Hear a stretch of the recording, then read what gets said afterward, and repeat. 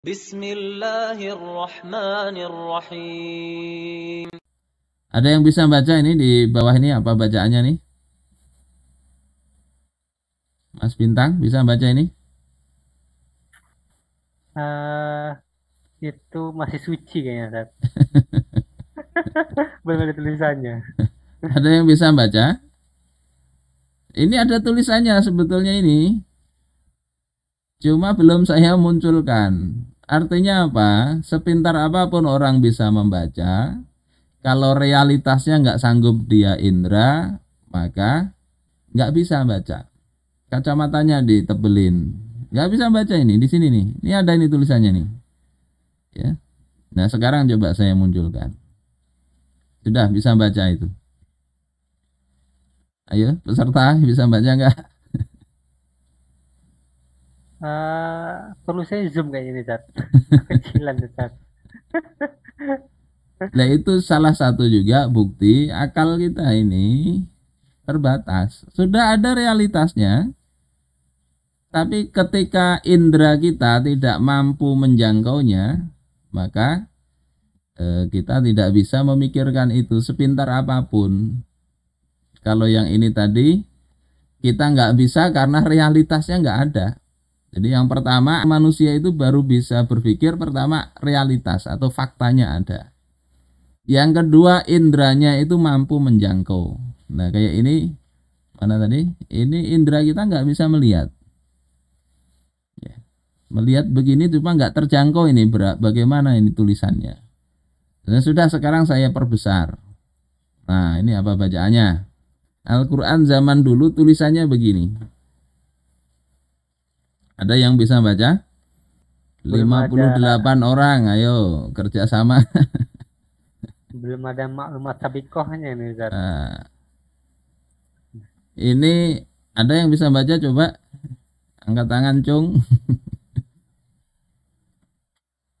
Ini bayangkan ya, orang dulu membaca Al-Quran, tulisannya nggak ada titiknya, nggak ada barisnya. Kalau sekarang masih mending, Arab gundul itu masih ada titiknya. Antara ba dengan ta itu beda jelas. Kalau dulu nggak ada. Ini kenapa nggak bisa baca ini? Ini karena saya balik ini tulisannya ini.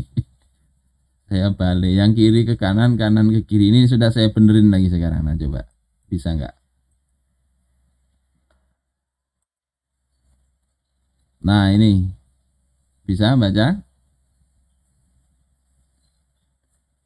Kalau nggak bisa juga berarti memang tadi belum ada informasi sebelumnya. Jadi orang sepintar apapun kalau dia nggak ada informasi nggak bisa dia memikirkan sesuatu. Ini bacaannya Bismillahirrahmanirrahim. Ya alif lam mim. Allahu la ilaha illa huwal hayyul qayyum. Artinya apa? Saya ingin katakan di sini dan ini ditegaskan oleh Syekh Taqi di dalam kitab At-Tafkir bahwasanya orang itu bisa berpikir itu syaratnya kalau faktanya itu terindra, fakta yang difikirkan itu terindra, baik langsung maupun tidak langsung tadi. Ya. Terindra itu tidak mesti kelihatan ya. Kalau menilai suara ya berarti kedengaran. Kemudian yang kedua, indra yang dimiliki itu berfungsi.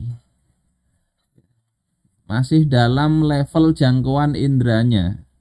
Seperti tadi, faktanya terindra saja, tapi mata tidak bisa melihat tulisannya apa. Ini bermasalah di situ. Kemudian yang ketiga, punya otak yang sehat. Kalau ada yang miring otaknya, ya nggak bisa dia memikirkan sesuatu dengan benar. Kemudian yang keempat, yang penting itu ada informasi sebelumnya tentang fakta yang difikirkan. Kalau tidak ada, jangankan memikirkan Allah Ta'ala, zatnya, mikirkan kita ini keturunan siapa aja kan belum tentu bisa itu. Kalau ayah kita tahu ya, saya ini nama bapak saya ini. Namanya bapak kita, bapaknya lagi kita mungkin juga tahu. Kalau saya tahunya ya nama bapak saya, nama kakek saya, nama bapaknya kakek. Sampai situ saya nggak tahu lagi. Saya tanya kerabat-kerabat juga nggak tahu.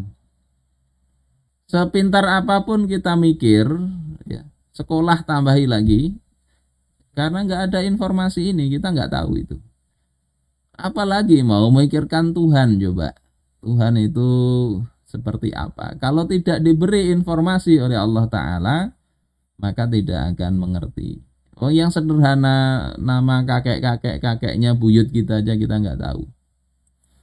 Karena itulah Allah Subhanahu wa taala sebetulnya memberikan pelajaran kepada kita saat beliau katakan dalam surah Al-Baqarah, ya Allah katakan wa 'allama Adama al-asma'a kullaha. Allah telah mengajari Adam nama-nama segala sesuatu. Tsumma 'aradahum 'alal malaikah. Kemudian ditampilkan hal tersebut kepada malaikat. Faqala ambi'uni bi asma'i haula.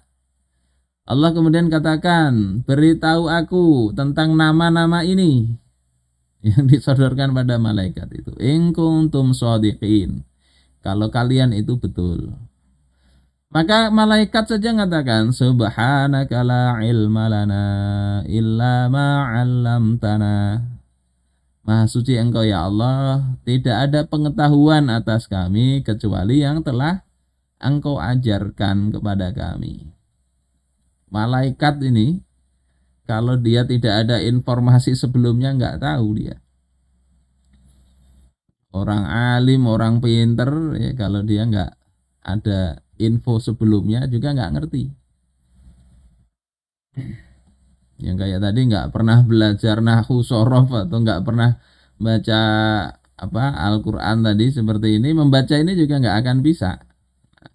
Apalagi kalau dibalik tadi hurufnya. Sahabat sekalian rahimakumullah, ini sebetulnya problemnya. Kalau syarat rukunnya berpikir ini terpenuhin, gunakan logika nggak apa-apa. Yang membedakan satu dengan orang yang lain itu kan sebetulnya di poin keempat ini, informasi ini.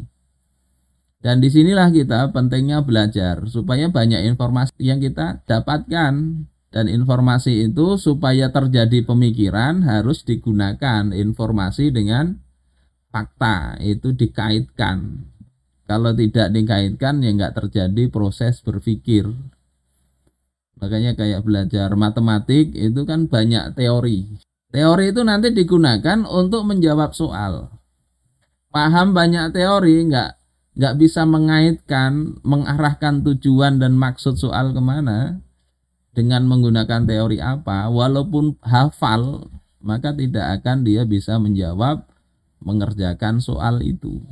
Begitu juga dengan informasi yang lain. Termasuk kita belajar agama, belajar Al-Quran. Kalau tidak kita lihat ini maknanya apa, realitasnya seperti apa, dan itu kita sambungkan sehingga ayat Al-Quran itu hendaknya menghukumi realitas yang ada, maka proses berpikir itu tidak akan terjadi. Ya beragama itu kayak orang belajar baca mantra aja nggak tahu maknanya apa. Sahabat sekalian rahimakumullah, ini saya rasa titik poin yang mesti kita tekankan. Syarat rukunnya dilihati. Kalau nggak terpenuhi jangan dipaksakan. Imam Malik ditanya bagaimana cara Allah beristiwa. Beliau diam ya, merenung sampai keluar keringat. Setelah itu beliau katakan, Allah beristiwa itu sesuatu yang harus diyakini karena ada di dalam Al-Quran. Ya.